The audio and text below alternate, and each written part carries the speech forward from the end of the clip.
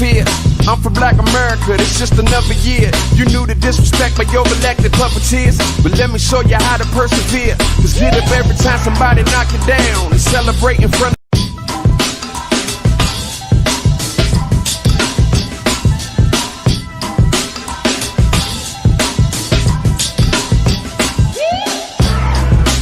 what is there to fear?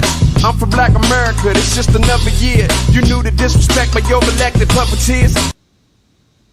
Yo, yo, yo, what's going on, everybody? Why did my music turn off though? Like, that's annoying.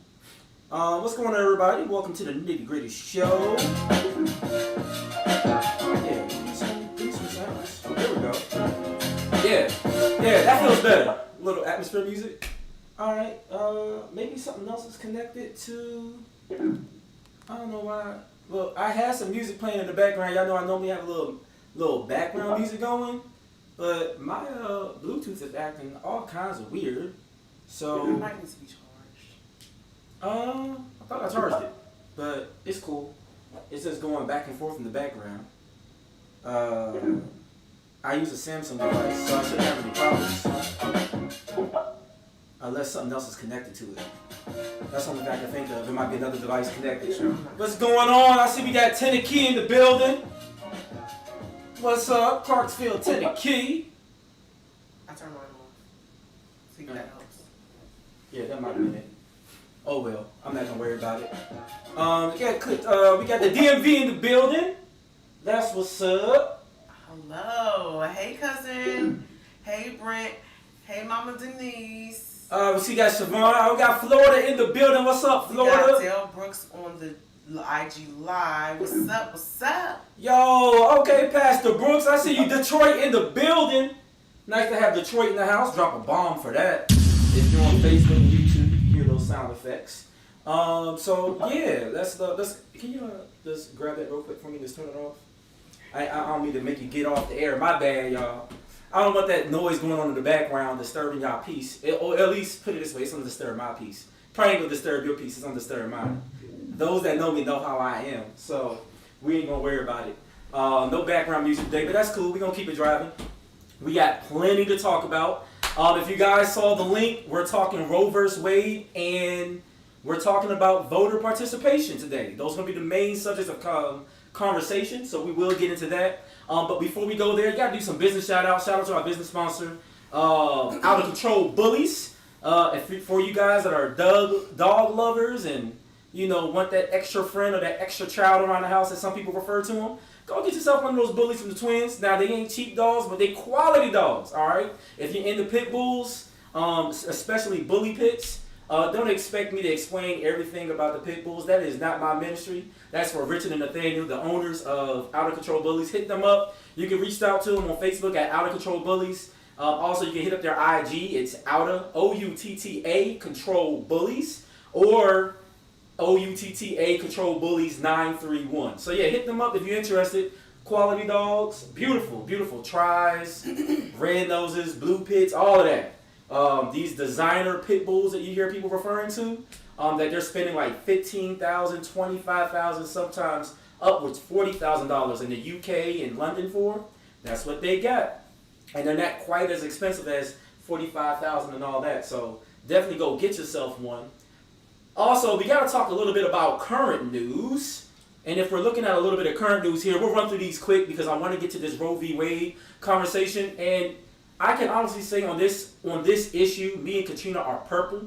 I will further explain that throughout the show. But if you're red or if you're blue, right? So red, Republican / more so conservative, or if you're blue, liberal or more so Democrat, however you want to look at those terms, I would say we're purple when it comes to this issue of Roe vs. Wade. And we'll get into that more in the show. So if you're just joining us, we're talking Roe vs. Wade and voter participation. Before we get there, let's go over a little bit of current news.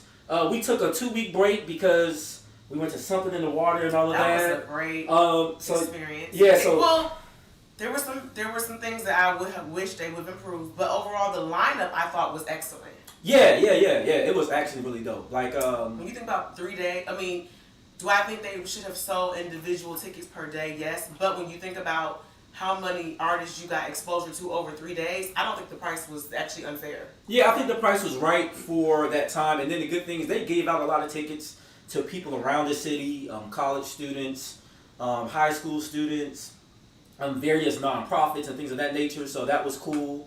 So it was a cool experience for them to have put it together in just 2 months. I think that was cool. It was nice to see festivals are back out again too, because we've been in the house for so long and the ability to get out. But it was crowded at times, and people get rude at festivals. They get to pushing around and shoving. No one likes that. I think it doesn't hurt for humans to be courteous, but I mean that's what happens when people are in large crowds. Everyone is not going to be that way. So that was cool. We were something in water. So those that follow us on IG. And even on Facebook, we were posting a lot of that video in time. Shout out to Fred. I see you, Kenny, in the building. Drop a bomb for my brother. So yeah, we were happy to do that and experience something in water. I would say by far, Anderson .Paak was my favorite performance. Absolutely. For those that don't know Anderson .Paak, especially some of my older folks, when y'all say that young people ain't making good music anymore, don't speak for all the young folks, because you got people out there like Anderson .Paak, Duckworth, put on an amazing show. Shout out to Toby Injaway. Him and his wife put on a good show too. A lot of you may not like hip hop, but if you like live music and can maybe stomach the infusion of hip hop in that, look no further than Toby Injaway. They come out of Houston and they put on a great show. And then of course you have people like Pharrell, Noriega, T.I., Justin Timberlake. For all my DC people that saw him attempt to beat his feet unsuccessfully, that was hilarious.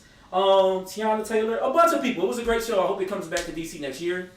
Also, while we were on break, Boston lost the finals. Notice I didn't say Golden State won. Boston lost. If y'all saw for all my basketball fans out there, terrible ball handling. They didn't need to shoot the three. All they had to do was to control the ball. Those turnovers literally is what caused them, I think, to lose the finals. I think Boston was technically the better team in my opinion. But shout out to I think it was oh man, what was the young guy's name? Now I can't think of their names. It was Wiggins and the other young guy. They was handling business. It wasn't really about Steph and Clay. It was those other members of the team that was like really handling business the whole time. So shout out to Golden State. They did win after all, right? Also, unfortunately, there has been a lot of violence in the inner city. Not just DC. We've been seeing this trend around the nation. It is hot outside. People are back outside, and people are losing their minds. I think people forget the value of life that we were appreciating during the pandemic, and people are back to their normal BS. Oh, thanks. See, that's why Frat always got your back. Wiggins and Jordan Poole. They handle business. Thank you, Kenny. See, you know what I'm saying? This is why smart people, when they watch the show, this show don't happen just because of us. You guys are so big and so much part of the show. We need your involvement, because that's how we keep the information on point. Shout out Soul by Yisa. I see you over there on IG. Shout out to our man. This is Christopher, Mr. McKinney. Always happy to have you on the show, sir.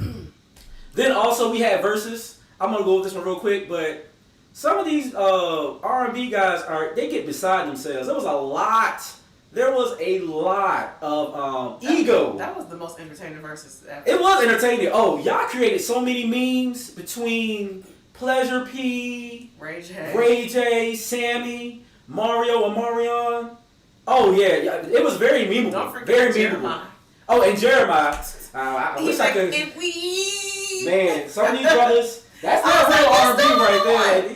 He wasn't even in the note. Yeah, I don't know what they was doing.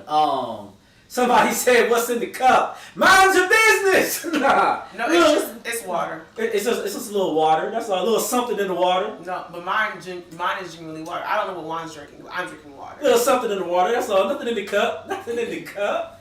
It keeps me engaged. All right. And then also, can't forget that we had Juneteenth weekend was also last weekend, right? Now, real quick note on Juneteenth. I know some people are like offended by like Walmart having like the Juneteenth ice cream. We're seeing like a lot of corporations make money off of Juneteenth. I think that's where education is important. Where if you sit on the boardroom or if you're in corporate America and you have a chance to influence these decisions, that's when we have to value the voices of black people. But also keep in mind, it is now a federal holiday. So with that, it's now for public consumption. So we have to understand that once you make something public, everybody gets to join in. Right? So that means there's going to be people out there that celebrate in their own little way. It's kind of like Christmas, right? People have different traditions around Christmas. Some people are like This is the time to celebrate the birth of Christ. Some people have made it more so about reindeer and Santa Claus. This is kind of like the give and take when something becomes public consumption. Not everyone is going to probably celebrate to the true meaning or the same value system you have. So while I understand while it's offensive and someone throwing like a watermelon sale or something like that with fried chicken might be like this is not how we do Juneteenth. You got to understand this public consumption now. Not everyone is going to truly understand the importance or the background of said holiday. I don't ever get offended. Like I don't think so for example, there was a Caucasian woman who was known on IG for doing like cornrows, braids, weaves. She was doing a pretty decent job, and people was like, oh, they was having a problem with it. I don't see any problem with it. I mean, anybody if can style their hair. They want to get braids and weave, you go right ahead, girl. Do it. Do your blonde locks. I mean, that's what they want to do. That's fine. No problem with it. So, I mean, it's some things is like, is it really worth a fight? Probably that theme is probably going to come up here. That's how I look at it. If you a hairstylist and you see that now other cultures are interested in our hairstyles, that's more opportunity for you to make some money. I mean, that's how I look at it. But whatever. That's expanding your clientele. If white girls or girls with thinner hair or different hair textures are now interested in styles that have been traditionally black, instead of maybe insulting them, how about you just take their money? And then you can take your money, hard earned, and donate it to the NAACP. You can donate it to the Urban League or a black cause or just your black family. I'm just saying, like, some things we get offended by, and we have to make sure we capitalize on it. So, give or take, that's a conversation for a different show. We're not gonna go too deep into that. Let's get down to the nitty gritty. We know why you guys are all here, right? We want to talk about. Well, actually, I got 2 comments. Let me read these real quick. Shout out to Kenny. He said appropriation without acknowledgement of the culture. Now I agree with that, and those are those teachable moments in proximity. I like that. And then Herman said Juneteenth was a little disconnected here in Clarksville. My white neighbors did not have their flags out that day, which I found a little interesting. That is interesting. And when you say your flags, are you talking about their American flags? Because I mean, at the end of the day, Juneteenth is an American celebration. It's American history, celebrating a marginalized 12 to 13% of the population, which in large part helped grow the national prosperity financially because of the free labor.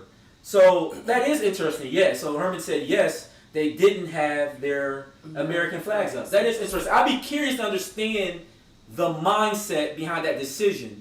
If there is one or what have you. Interesting. So, but yeah, let's get down to the nitty gritty. We know why you guys are all here. We put it in the description. We're talking about an historical event that happened on the 24th, which was the overturning of Roe versus Wade, right? And I gotta call it a historic event because it is history, okay? Doesn't matter what side of the fence you're on, it's a historic moment. And one that's going to have implications on society for years to come, negative or positive, depending on how you lean. Like I said, I think Katrina and I are purple on this issue in a lot of ways. And as we discuss, we'll get some of our personal feelings, but then some of it is just going to be just facts. So this first half, I'm going to try to stay pretty factual as far as just explaining what things are. And then we'll start having this dialogue about how you feel along the way. Just a little background on Roe versus Wade. By show of hands, if you want to, how many of you guys actually know what Roe versus Wade is, right? Do you know who Roe is? Do you know what Wade represents? Just curious, do you know when the law came to be? You mean the case? How many of us know about the case? Yeah, exactly. Well, the reason why I asked who is Roe, because some people don't know what does Roe represent in the case. Is it a man? Is it a woman? What was the position? Were they the plaintiff? Right? Who is Wade? Why was Roe suing Wade? Right? Of course it is. Of course Frat knows. I know Frat knows. No. That was Chris that said that was Chris. Oh, of course Chris says. Of course Chris knows. Chris is a history buff. Yeah, Chris is history. I know Chris knows, right? But I'm curious how many, because a lot of people refer to it, but then they don't know the background. Also, I'm curious, do people even know when this was passed?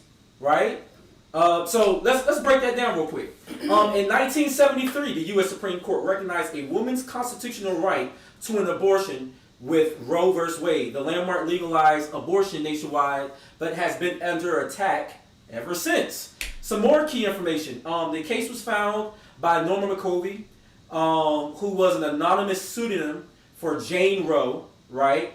When she filed, she had found it under Jane Roe. McCorvey, who lived in Texas, was 22 and unmarried. This is important.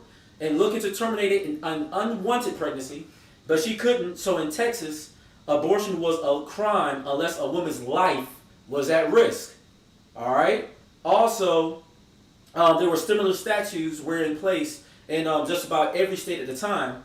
So she went to seek a safe abortion legally for a pregnancy, and in the process sued Henry Wade, who was the Dallas County District Attorney in 1970. The case did go on to the Supreme Court, and on January 22nd, 1973, the Supreme Court handed down the watershed ruling of women's rights to make their own medical decisions, including the choice to have an abortion, and it was protected via under the 14th Amendment. Why the 14th Amendment? Because the 14th Amendment basically expands a person's right to privacy and medical privacy. That's why they use the 14th Amendment to go ahead and make this a federal law. By changing this law, basically it was a Supreme Court decision, 7-2. We know the overturning recently, a few days ago, was 6-3. What that allowed for is it impacted laws in 46 states that did not allow abortion at the time. I've lost my spot. What it legalized was abortion that was stipulated for the second and third trimester, because it was criminalized. So keep in mind, abortion in the first trimester was technically never illegal. Just want to put that out there. It was about abortions in the second and third trimester. It was actually during this case that the idea of first, second, and third trimester was introduced, because what they were trying to do was find out scientifically when does a human's heartbeat start, and at that point determine, okay, well, that's when life starts. All right, you may not agree with that. Some people may say life starts at inception, but in this case, as they were going through this dialogue and presenting facts, this is why they came up with the first, second, and third trimester. And they determined that in the second trimester, basically, that's when you have a heartbeat, right? If you guys think about it, that's when you go in for, the sonogram and all that stuff, when you want to check the baby's heartbeat. That happens around the 4th or 5th month. So they decided, okay, well, since that's when we can track the heartbeat, we decide at the time a heartbeat starts, that's when life starts. So that's why the dates and times and all of that kind of matters in this case as they're trying to decide, is this going to be legal? Just a little bit of background. And basically, as a result, we've seen more abortion clinics open. I think she was 5 months pregnant when she decided to sue, so that was key for McCorvey at the time. And to give you some also background, McCorvey actually changed her tune around 1995. What happened? She got saved. And when she got saved, she changed her mindset on abortion. She became a born-again Christian, and she actually traveled around the country speaking against abortion. A lot of people don't know these. A lot of people don't know these facts. And I'm once again, because we're purple on it, I want to give clarity to folks who are conservative, but I also want to give clarity to people who are very liberal, right? Because some people, they run around with a narrative, but is it based in any fact, right? So when you add this clarity, it is something to consider going forward, right? Now, when we look at abortion demographics in America, right, we have to talk a little bit about this. So it's kind of complicated when you're trying to figure out who aborts what, who does what, and everything else. So let's look at some statistics. There's the majority of abortions actually happen for women in their 20s. Women in their 20s account for more than half of abortions, around 56.9%. If you're wondering where these numbers come from, they come from the Center for Disease Control, or the CDC. So don't be like, well, we did get the data in the facts from. This is where it comes from. Women from age 20 to 24 and 20 to 25 years accounted the highest percentage of abortions.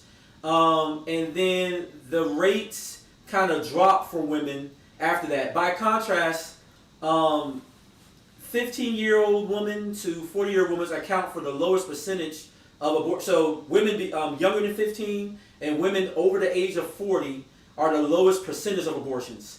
Let me see. Any other facts? Among 30 areas that report race. Oh, and then the highest growing number was adolescents 18 and 19 accounted for the majority of adolescent abortions. So just some numbers to throw at you there. Then also women of color are the highest reported among the 30s area that reported race by ethnicity. Data, this is around the 2019, non-Hispanic white women and non-Hispanic black women accounted for the largest percentage of all abortions, 33% and 38%. Hispanic women and non-Hispanic women in the race category accounted for a smaller percentage, around 21% and 7.2%. Non-Hispanic white women had the lowest abortion rate, so around 6.6%.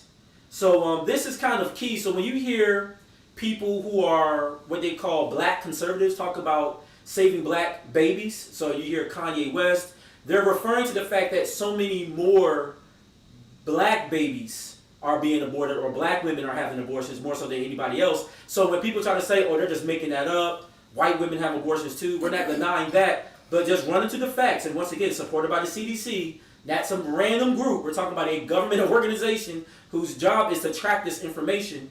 They're letting us know statistically more abortions are happening in the black community. Now, when we start talking about the finances, that might add a little color and a little bit more light as to why. Looking at another stat here, majority of women who abort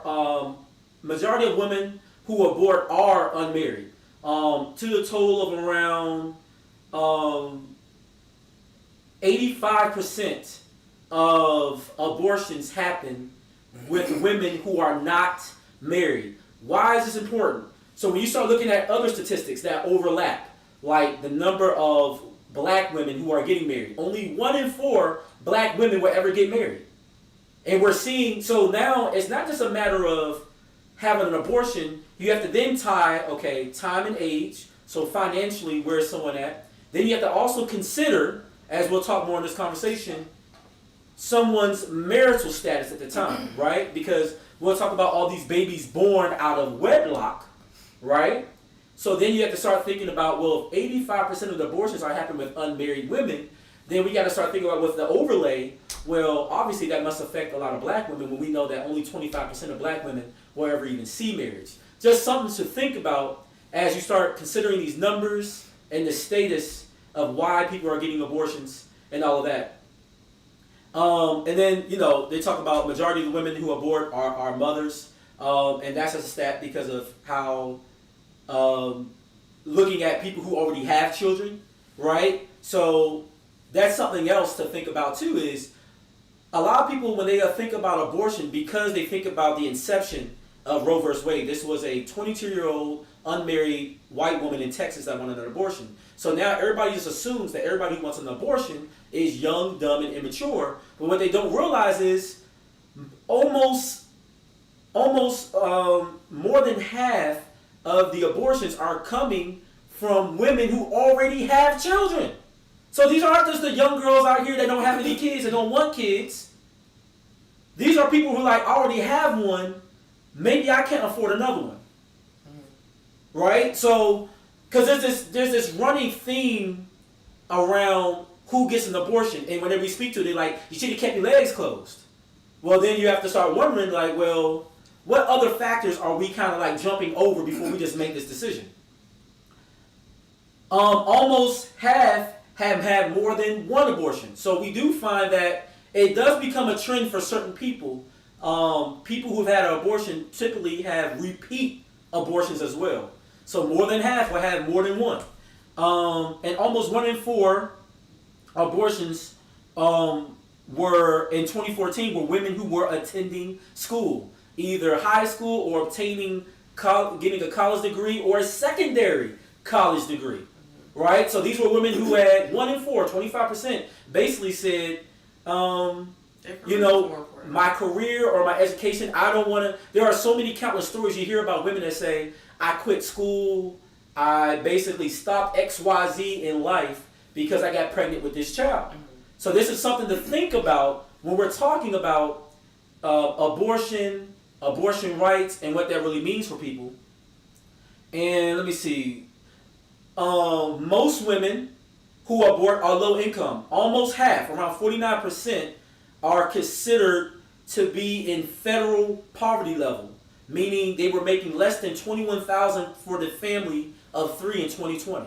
Think about that. So a lot of these people, finances were a big part. So when we think about wealth in America, and we think about how it disproportionately affects people of color, right? When it comes to redlining, access to jobs, quality pay in jobs, some people working the same job, how a black woman's dollar is like what? 79 cents to a white man's dollar.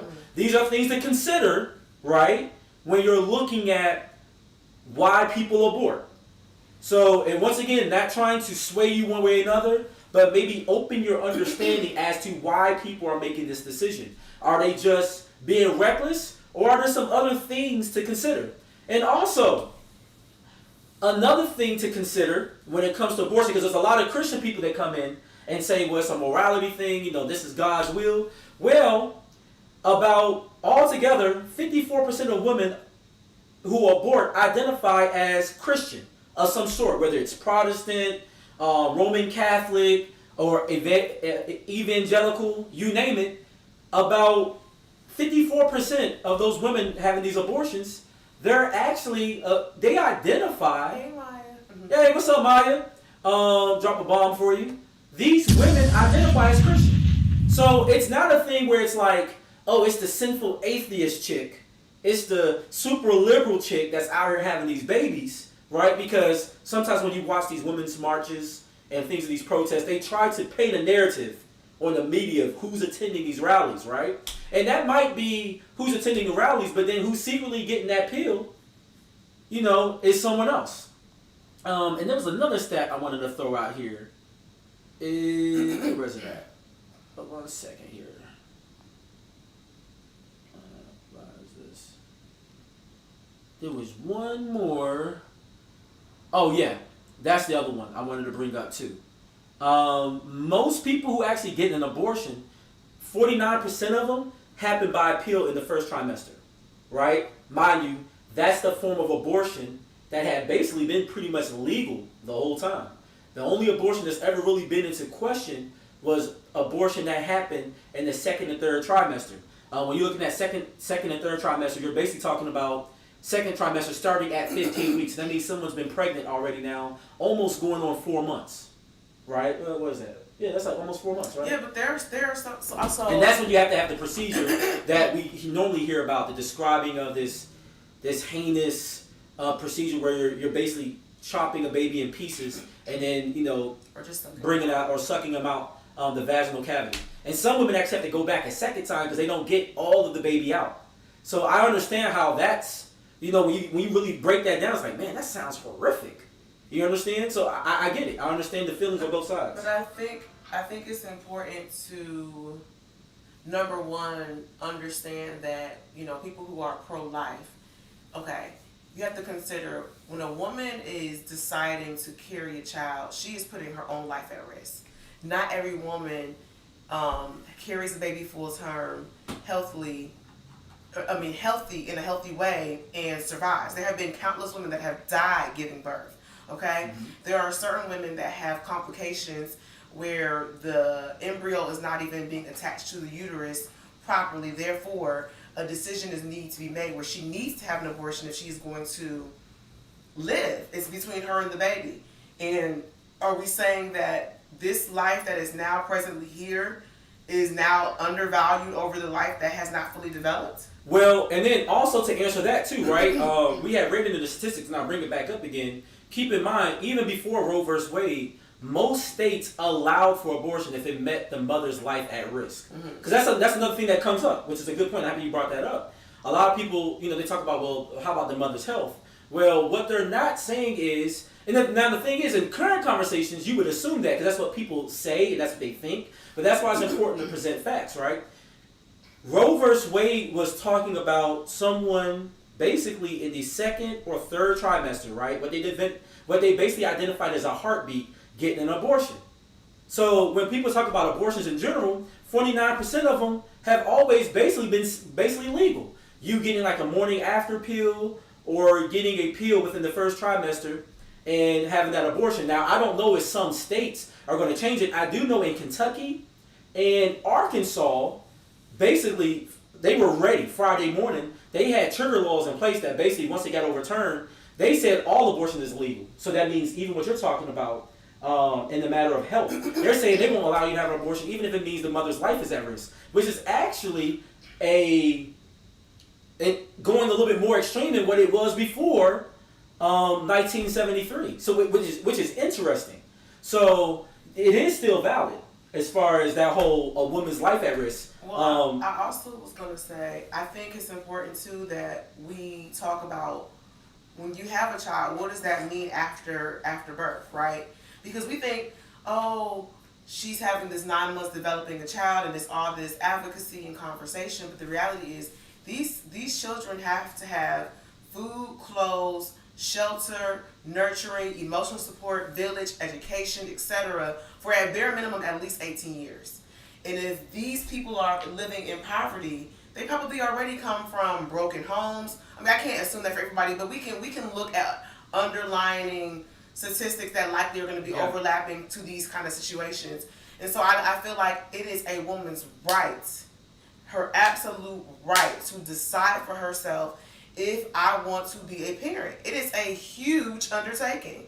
And I don't think that you should take it for granted. And if you feel like, you know what, I'm looking at my life and I just don't think this is the best time to bring a child into this world, I think you have a right to say that. There's nothing wrong with deciding how you want you and your future children's with the future to look like. Like, I don't think anything's wrong with it. Yeah, that's something that we have to look at, right? So when we looked at these statistics, I won't read each statistic, but just some key points. We know that majority of the people having these abortions, we know they're women of color, right? We know that finances is a key decision maker, obviously. When we look at majority of the people having these abortions are financially inept. Also, we know that marriage obviously plays a huge factor because 85% of these abortions are happening by people who are unmarried. But still, the other 15%, these people are married, so they're making that decision for some reason. But so when you talk about Katrina's point of having support, well, how do we better support women who aren't married that we're going to say, well, you have to have this baby?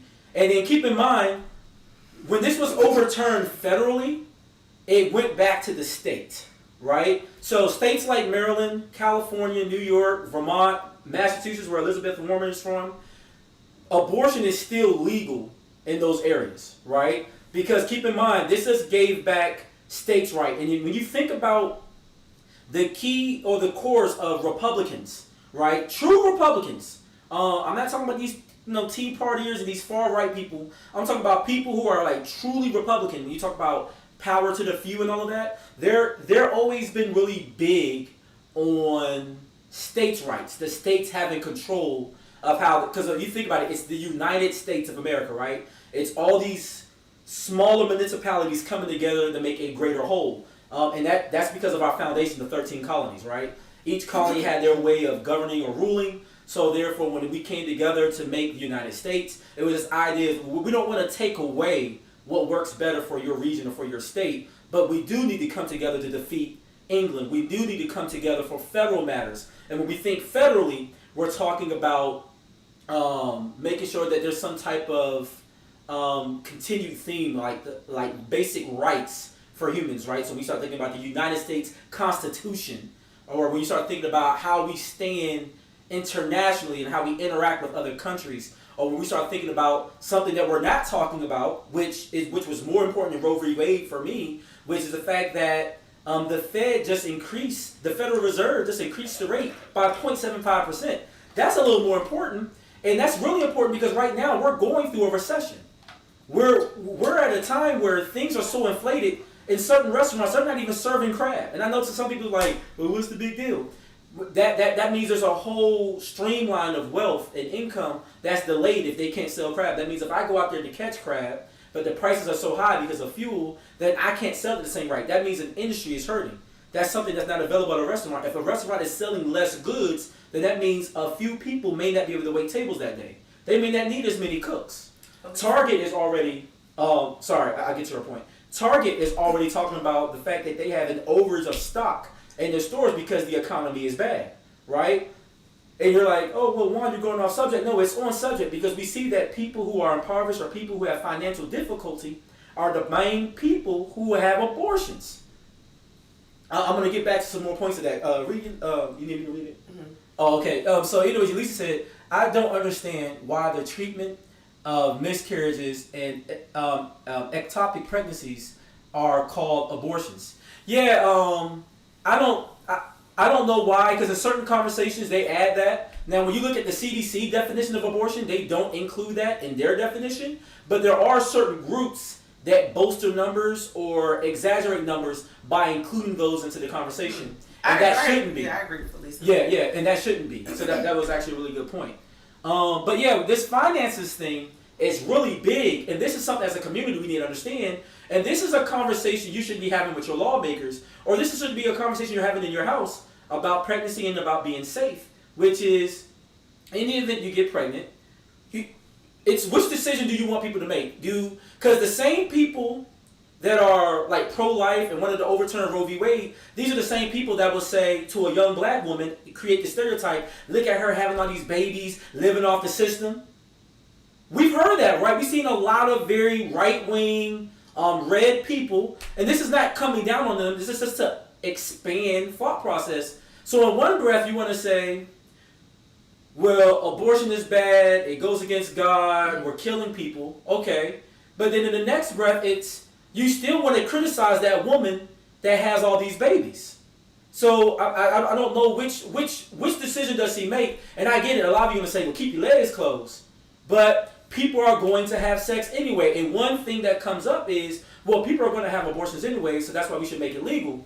Now, it's not a strong argument, I agree, because it's kind of like, well, people are going to kill people, so let's just make murder legal. That doesn't make sense. Just because people are going to do it, don't mean it should be legal, but you have to consider, well, which one, people are going to have sex. Sex doesn't hurt people, right? I understand abortion could be taken to life, depending on what side of the aisle you stand on. But sex is not a harmful thing. It has a repercussion, though, right? Because a baby could come. And then, so now there's going to be like, well, are we going to legislate sex? Right? Are you going to need a license to have sex? Are you going to have to, like, chime in, press a button on your body to have sex? No, you're not. That's not going to happen. So people are going to have sex. A consequence of sex means life is going to be created at times. Even when using prophylactics, people can still have babies.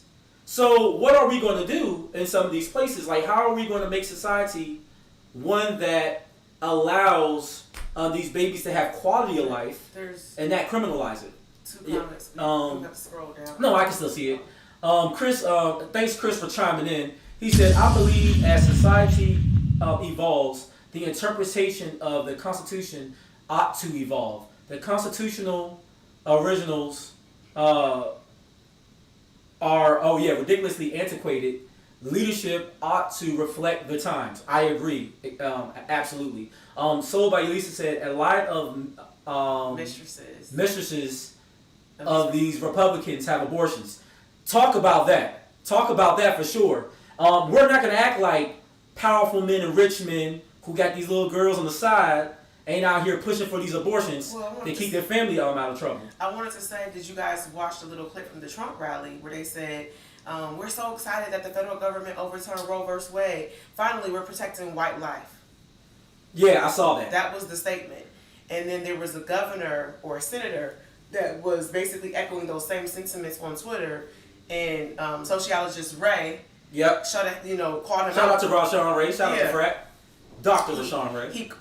Dr. Ray called him out like, oh, so now we're being racist out in the public. So there have been a lot of theories on the internet saying that they believe that this ruling was because they know by the year 2050 it'd be the first time that people of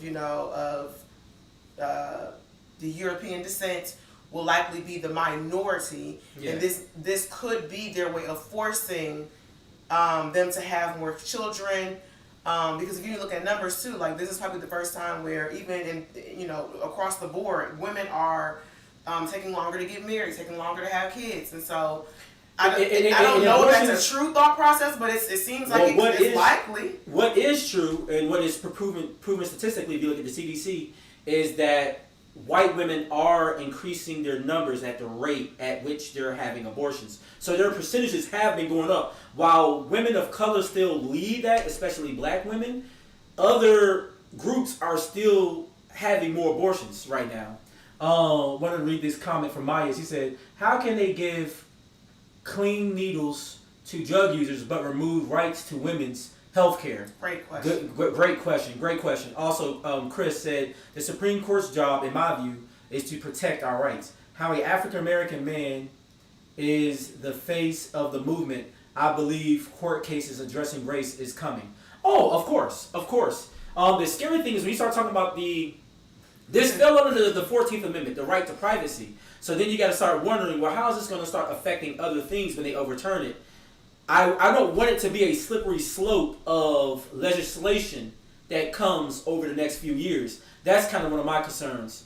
Mine was like, make it make sense. Yeah. And then Yulisa said, they're going to regret that when those the white women have brown babies. Oh yeah. No, that's a good point though, because there's still racism, unfortunately, in America. Like, it's very prevalent in a lot of areas, and I hear countless stories from like white friends of mine that said like some of these individuals are married to women of color, and they're like, I was disowned by this uncle or this grandfather. They didn't approve of my marriage. They don't claim the grandbabies. Now, I lived in Clarksville where you see that, but then at the same time, for a lot of these folks, it'd be like the countryest of white folks, right? Like that typical redneck category that people try to place on folks, and then you look at the table. It'd be white. Wait a minute.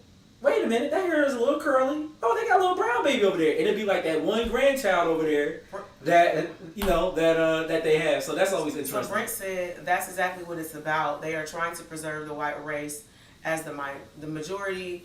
And then Chris said, I don't understand. No, I understand Republican positions.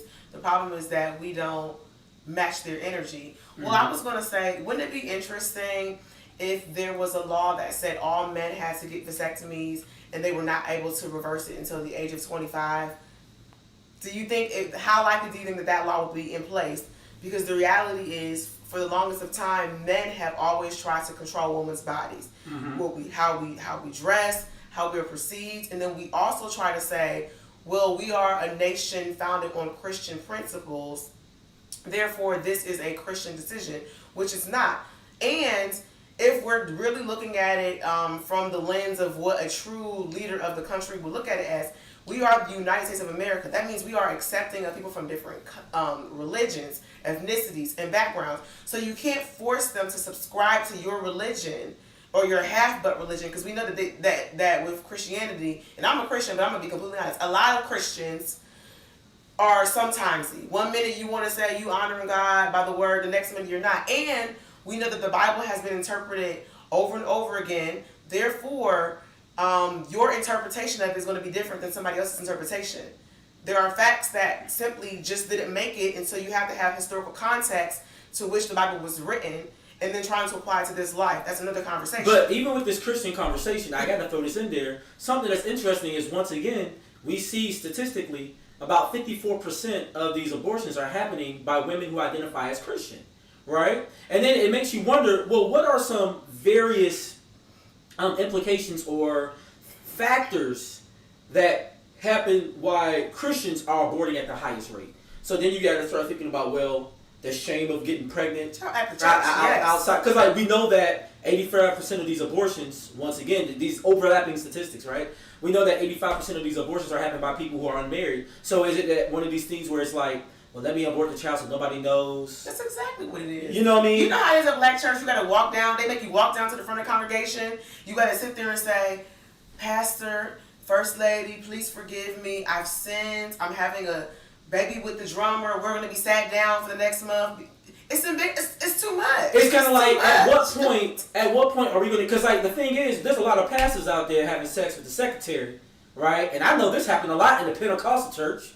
You know what I'm saying? A church that I went to when I was younger. You found out afterwards, like all kind of people was having sex with all kind of people, right? But at the same time, shaming people for sitting in the front seat with all kind of people, and then shaming people for sitting in the front seat with someone of the opposite sex. Yeah, that's a real thing in the UPC church at times. And if y'all don't like it, I mean, it's a fact. Unless y'all change that rule. I mean, last time I checked, y'all still don't want men to have beards. I mean, so anyways. But the whole thing is, at what point are we going to offer the same grace that God offers us in forgiveness, right? Okay, young lady made a mistake. Now, on one end, you're saying, oh, abortion is so bad, it's evil. But then in the next breath, you want them to have the baby. But then you want to outcast them and give them no support system with this child. We have to pick which one is it going to be, because you can't do both, because both work against each other, right? We have some great comments. I missed some of them. I got the... Hold on. I'll start back here. Because Elisa had one. It was right here. Yeah, oh yeah. So Chris said, Clarence Thomas' background makes the extreme positions even more difficult to understand. Oh yeah. And then, exactly. Then the Soul by Yisa said, yes, so many women were prevented from having hysterectomies, tubes tied, because the male doctors acted like they were too ignorant to know what they wanted for their own bodies and their lives. Right? And then Chris said, don't forget, law enforcement no longer is required to read people their Miranda rights. That's right. I forgot about that one. Dang. The law is founded in the Reconstruction era to protect black people from law enforcement acting on their behalf. Like the Klan. Basically, yeah, like the Klan. So yeah, there's a lot of various laws and things we need to consider when you can't just blindly look at a big issue and say, I stand here. And I think what happens is, and the reason why I wanted to have the conversation this way on the Nitty Gritty Show, because I wanted to add color to both sides. You know, one side is like, well, no, we're protecting women, this. And it's like, oh, okay, well, that's true. But then I want to ask, well, why do you think it that way? And then sometimes the information is not correct. So it's like, okay, I understand your position, but technically your position has always been protected. But they're focused on this. And then on the other side, it's, all right, you're pro-life. You don't want abortions. Okay, that's fine. But are you considering why people are having them in the first place? Right? Like, it's almost like when you talk about crime. A lot of people commit crime because it's I hate to say necessity, but it is what it is. You're hungry, so you steal a loaf of bread.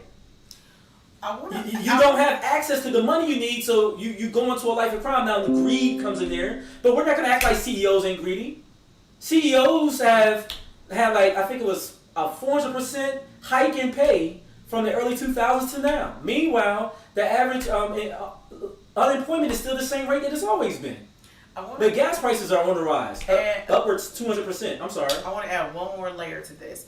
I think it's interesting when we talk about women and their bodies and sex. And then when you look at statistically, I can't think off the top of my head. I don't want to make up something, so I'll tell you guys next week. But a lot of women don't even experience an orgasm. They just don't. So in my mind, it's like, so when you're engaging in sex and now you are, you're having fun, but are you? And then now you're pregnant, and you have to deal with the fact of, do I kill this baby? Do I have this baby? And then you have so many women that have had abortions, and they regret the decision. And it's like they say, it's like a ghost that haunts them because they feel like that was a child that I could have had. I'm raising that because it's like, I think as women, this is a moment in history where we need to take back some of our own power. If you're not even having orgasms, you don't even need to be having sex. What you getting pregnant for from somebody who ain't even giving you an orgasm for? Just why? Hey, that's why? That's a whole thought in itself, honestly. What you getting pregnant for by a man who ain't even giving you an orgasm? Make it make sense. Why would you want to continue to go back and have sex just because you lonely? Sis, get the rose. That's a whole nother conversation. Get the rose. Oh Jesus. Okay. Get that instead. Therefore, you won't be susceptible to STIs, STDs. You won't have any issues. Good point, though. Because my thing is, if you're going to have sex and have the potential of getting pregnant, at least be with somebody that's giving you an orgasm and you're having fun and it's pleasurable. But Katrina, a lot of these people who are against abortion and a lot of these people who are so crazy about it, these are the same people. You see what the rose. But a lot of these people will also be against, women self-pleasuring themselves. So we're not gonna act like. I mean, it's true. So, and here's another stat, and then, because Chris said something, and it's going to kind of lead us into, we're going to take the last 10 minutes to kind of cover this, because it goes together. Huh? Kenny is doing a full blown idea. He said the price of AA batteries is going up. Oh, crazy. It's going up. So we need to get some of that, because the Nitty Gritty is basically helping batteries get sold. So can we get some of that money? But anyways, one more stat, and then we're going to go into the next conversation based off Chris's comment. It's going to lead us to the last 10 minutes. But when you look at adults who say abortion should be legal by race and ethnicity, this is a stat from 2021. That should be legal? Should be legal. So this is Pew Research that gave these stats. Basically, they show that 57% of white people believe it should be legal in most states or federally. Black people at a rate of 67%. Well, Hispanics at 58%. Keep in mind, Hispanics had the lowest number of abortions in America. And that's why they're the fastest growing ethnic group in America as well. Damn, but still, majority of them believe abortion should be legal, and then 68% of Asians. So, just to throw some numbers out there. Now, earlier, Chris made a comment, and it kind of takes us to the last half of our conversation, but probably the shorter part of the conversation. But it all works together. He talked about the fact that how our rights are under attack, and we basically need to get our behind out there and vote. And he's absolutely correct. Just recently here in D.C., we had the mayoral elections. For those that know, my cousin Robert White was one of the individuals running for election here in D.C. Other top candidates was incumbent mayor Muriel Bowser. And then you had Trayon White out of Ward 8. And then you also had just kind of like a city activist and advocate in, what's his name? Vincent Orange? No, not Vincent Orange.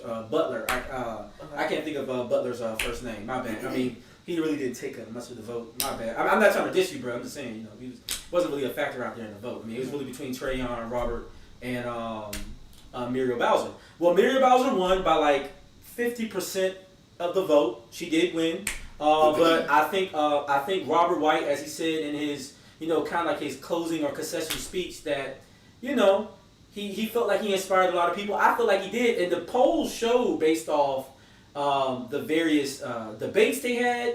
Really, Robert White had the heart of the city, but I got to talk about voter participation. Only about 18 to 19% of DC residents participated in the primary. Now, I know a lot of people are like, well, it's the primaries, and that means the vote is not over. You're right. The vote is not over. But in a city like D.C. or Baltimore or Philadelphia or New York, they're typically ran by a Democratic mayor.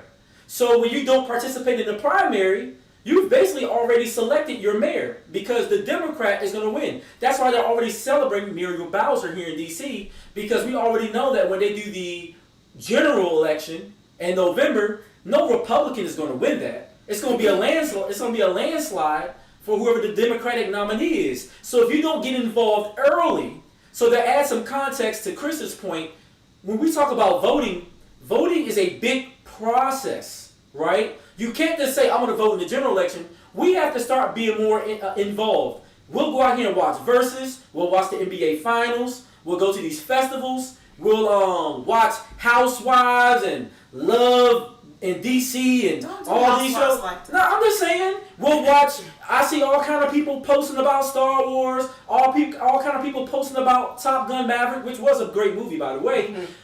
If we'll spend 2 hours watching Top Gun Maverick, you can't spend 2 hours looking at the local primary elections in your state, in your city, in the nation. And this is how you get cuckoo birds like Joe Biden versus Trump.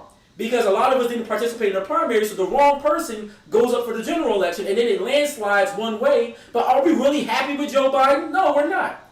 But enough of us didn't participate in the primary, so that's who we got. Same thing for the Republican side. John Kasich was really your guy for a lot of you.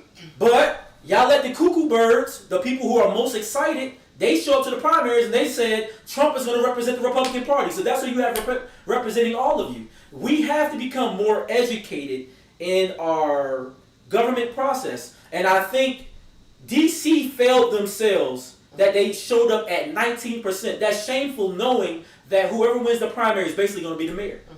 So we don't really know who would win. And then when you look at who won the primary here in DC, overwhelming support for Muriel Bowser came from rich, wealthy people that stay in Northwest DC, where most of the money resides. Robert White had a lot of young people. Where the money resides, where the money resides. Robert White had a lot of young people. He had a lot of the ethnic community. But for those that don't know, DC is going through a serious gentrification process. The city ain't chocolate anymore. Maybe it's like a mulatto latte or something like that. But it ain't chocolate city anymore. And then he had a lot of young liberal white people voting for him as well. But things we don't consider is people are moving to DC at a high rate. A lot of them are implants. So there's black, white, wherever they fall. A lot of them didn't participate because they're like, well, I don't really know who's who. So you go to a city, you pack up, you move. And this is for anybody. This is something to think about. You pack up, you move. You go to a new city. You decide you're going to live there, pay taxes there, abide by those laws, and you don't investigate, well, who's going to be running this place that I live at? We should be concerned. I know people that pack up, move to Cali, move to New York. A lot of people want to move to Texas. Are you considering who's running the politics there? And what are you doing to get involved when you move there? You should be voting. And we have to vote. We have to have better turnout. We're mad about this Roe v. Wade situation, but how many people really participated in all steps of these elections? When it was the primary election for president, did you vote? Did you really look at the candidates to see, well, who do I really stand with and align to? I don't care if they're Republican or Democrat. Who did you honestly align to? And who was the really best vote for you? And then we start looking at your state representative and your congressman and your and then because now it falls to the state, how many of you are voting for governor? How many of you are participating in that whole thread of elections? Our elections are coming up. As a matter of fact, they changed the date here in PG County, which is a big concern to a lot of people because they're worried that the voter turnout is going to be bad here because they changed the dates up. A lot of people are not aware. So then it's like, well, am I going to be able to get off? Am I going to have time to go down and give my vote and say who I want to be my county executive or to be my county commissioner or what have you? We have to get involved in these processes because then we have these conversations where it's like, well, now you're taking more power out of your hand. And if you live in a certain state like Tennessee, you don't have to engage Democrats at the at the state level because it's a Republican state. So Republicans are going to win it regardless. Mitch McConnell, he's never going to lose his seat because in Kentucky he's cemented, right? There's not enough black people there or Democratic people there or what have you to do anything. But there could be. But the thing about us is that sometimes I feel like we miss strategy. Like who's to say if you were living in New York City, you're struggling, so you're like, well, let's just a couple blocks of us, we all just move to Kentucky. We vote one of our own in. Well, I think even why would you do it? Well, you could, but even another strategy that's at play right now. See, the reason why Governor Hogan here in Maryland is not like your typical Republican. And the reason why you see him kind of act more like a purple candidate or a more moderate candidate is because here, the largest counties, PG County, Montgomery County, Howard County, Anne Arundel, Baltimore County, are where a majority of the people live. And those happen to be Democratic. So he has to reach across the aisle here in this state because you can't get anything done. Even the black Republicans get a voice because here it's like, well, I have to hear what everybody has to say in order to win. Even in the primary, I have to consider what the black Republicans are saying out there in other areas about how they feel about this, so they have to listen. I think where it makes sense for black people to definitely be Republican and trying to get your voice heard, especially if you're more so moderate. When you look at a place like Georgia that might switch, Black Republicans out there are going to listen to black needs because they realize, well, I need all the votes possible to win, so let me hear what everybody has to say, right? Ohio's like that. Ohio's like that as well. While the majority of the state, when you look at it by counting, may be red, but the places of the largest population happen to be more so liberal or, in this case, blue, so therefore Ohio will flip. And therefore, politicians out there have to have an ear where they're like, you know what, I gotta be willing to walk across the aisle because I need votes for both sides to win. I can't just disregard any group. And I think that's our biggest power, where our vote should be up for grabs. And in places where the state can flip or where Republicans don't have a foothold, you can go to the Republicans and say, hey, look, hey man, so-and-so ain't been doing a good job. I want some representation. Read these comments and wrap it. Oh yeah, I guess we gotta get ready to wrap it up. You're right. So yeah, and Chris, awesome point right there. He said democracy only works with an engaged and educated population. Absolutely correct, right? We have to get engaged. We have to educate ourselves on these issues if we're going to have a better experience for how we engage in society or how society treats us back. Also, shout out to Kenny. He said, are they moving polling locations away from some of the urban areas in DC, making locations harder to get in, hard to get to? Actually, that's not even an issue. They're just lazy. That's not even an issue in DC. It's crazy because crazy numbers was at Something in the Water. They was shooting at Mochella. They was out. They was at Carnival last People weekend. was everywhere, but they didn't show up to vote, and as a result, it's just people's interest. Some people are more interested in having a good time versus. It's easy to get distracted in DC though. Yeah, because there's always something going on. So I think that was people supposed to vote last weekend? It was last weekend. It wasn't last week. It was during the week. It was just past Tuesday. Oh well, yeah. It was the Tuesday after Juneteenth. Yeah, I don't know why they didn't. So maybe because people already took off for Juneteenth, I can't take off for work again, but.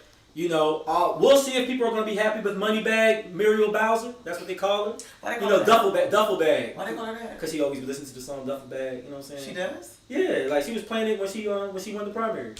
She was up there. I didn't know that. Shuffling and all that. You know what I'm saying? Oh, shout out to Fred. I see you. Drop a bomb for you. I said, I love this. Yeah, no, but we have. Shout out to Rob B. Yeah, Rob Ballinger. What's up, brother? I see you, not Fred, but I see you, brother in Christ.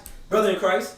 But this is why we have to have these conversations, because people have to be informed on facts, and we have to find a way as a society to move better with grace. We have to find a way to better regulate. We shouldn't be overturning laws where majority of the country says, I'm actually fine with it. Yeah. Right? Because then it's like, well, how is the Supreme Court or how is Congress or the Senate or the President representing the country when majority of the country says they're cool with it? How does a law change when majority of the country says that's not what they want? Well, the problem is we're a republic, so it's power of the many to the few, right? So there's only a few people up there representing a majority of us, and then they start making these laws on our behalf, but that's not really what we want. And it's because, to Christian's point earlier, we're not educated and we're not involved in the process, right? So if you don't like something, call your senator up. That is public information. You Google it right now. You can call your senator and voice a complaint. Call your congressman up and say, hey, I don't like this. We got to do something about it. You're not representing my causes. These people work for you. They're public servants, believe it or not. And we got to do something about that. And you know what? And the final point, and then we'll do some closeout stuff here to leave out. Gary Berry made a good point. Hard to understand the lines of who's for me and who's against me. Very true, very true. So I hope you guys enjoyed the conversation today. Want to shout out once again because Father's Day just passed. So happy Father's Day to all the fathers, all those that celebrated. Will Gerwando has a book out, also for My 7 Fathers. Great book, go check that out. I think that was a great book to mention considering that Father's Day just passed. We have a bunch of birthdays. You want to give us a little birthday?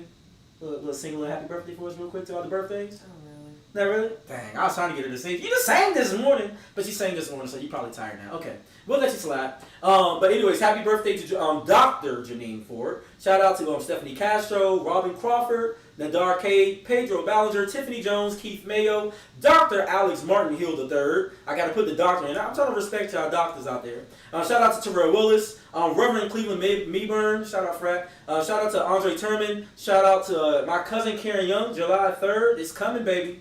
Shout out to Shannon. Shout out to Joy Green. Shout out to Marquita Bryant. Shout out to my man Q, Quentin Manuel. Shout out to Chris Charles. And last but not least, because his birthday is coming, shout out July 11th.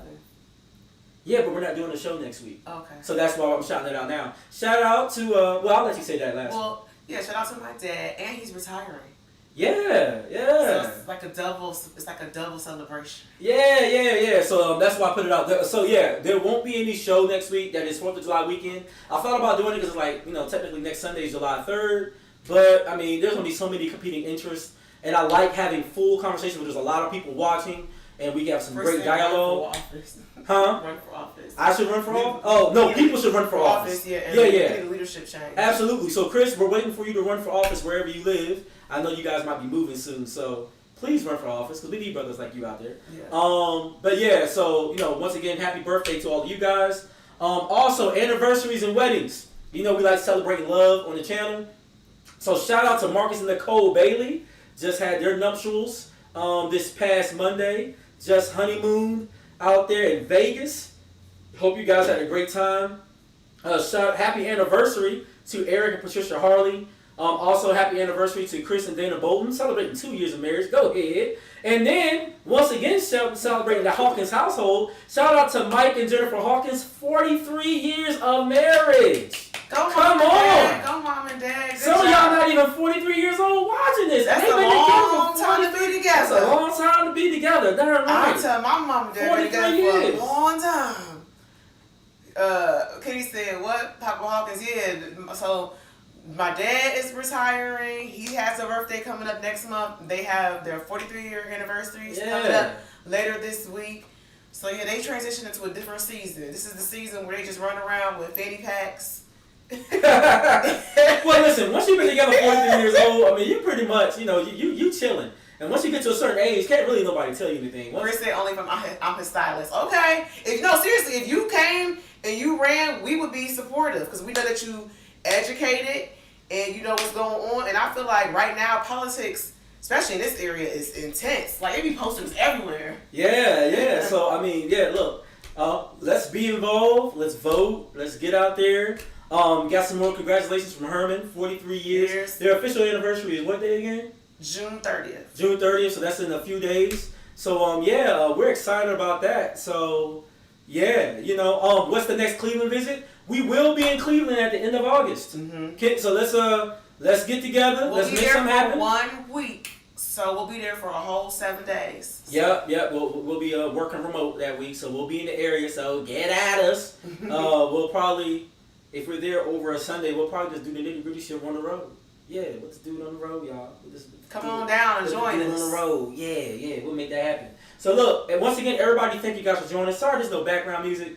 My speaker was on the. Maybe y'all could do a show, get the brothers together, y'all do a men's conversation. Oh yeah. Like men's health, men's emotions, all that. Yeah. You know, we might try to make that happen. I kind of like how that might go. What I say? This how it should be. Walk heavy. Yeah. For those that know me, know what that means. All right, but look, thank you guys for joining the Nitty Gritty Show. We will see you guys. Not next weekend, the weekend after that. So I think that's the 11th. Don't think you be on that week? That's the week that we're trying to have. That's the weekend that we're trying to have Vicky on. We're going to be having a conversation with singles specifically. Your parents are going to be in town, and so will the McKinneys. So what we're looking for is any volunteers. Sorry, that's the 10th. What we're looking for is I need two single women and I need 2 single males in the DMV Mama area. And Chris not single, but they're going to be in town. Yeah, I mean, I don't mind them coming through though, but I need 2 single women, preferably I want 2 single women and 2 single men to come onto the show. We're actually going to film in the living room that day, and so we got a little bit more space, and we're going to have Vicky there. She'll be there. She said she'll be here. Yeah? All right, Elisa. Yeah. Then how about So that'd be perfect, right? Yeah, I like so that. Elisa, I want you to come through. So I need another single woman that will be willing to come on. We're gonna have Vicky Hayter on. Vicky Hayter is a family therapist. She's great. She's been on the show before with her husband. Love the haters, right? I love those shirts when they put those out. So yeah, try to come through for that. Looking forward to it. So we'll be back on the 10th. That should be with Vicky Hayter. I need 2 single males, and it looks like I need 1 more single female. All right. And your parents said congrats. I'll tell them thank you. Yeah. So here, look, guys, we out. I'm gonna play a little outro video, right? And we will see you guys on the 11th. And beforehand, we just want to say Happy 4th of July to all of you. All right, we out. It's your boy Nitty Costa. It's your girl Cat. And together we are the Nitty Gritty. Okay, now we out.